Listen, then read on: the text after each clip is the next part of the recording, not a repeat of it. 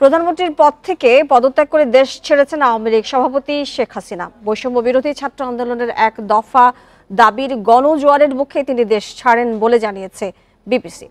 এর আগে আজ সকাল থেকেই কারফিউ অমান্য করেই রাস্তায় নেমে আসছে ছাত্র জনতা। বিভিন্ন সংবাদ মাধ্যমের খবরে বলা হয়েছে বেলা 2:30টার দিকে সামরিক হেলিকপ্টারে দেশ ছেড়ে যান শেখ হাসিনা।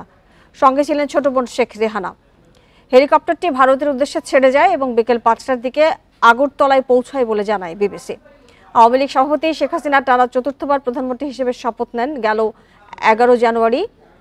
6 মাসের মাথায় ব্যাপক ছাত্র এবং গণবিক্ষোভের মুখে আজ পদত্যাগ করতে বাধ্য হলেন তিনি।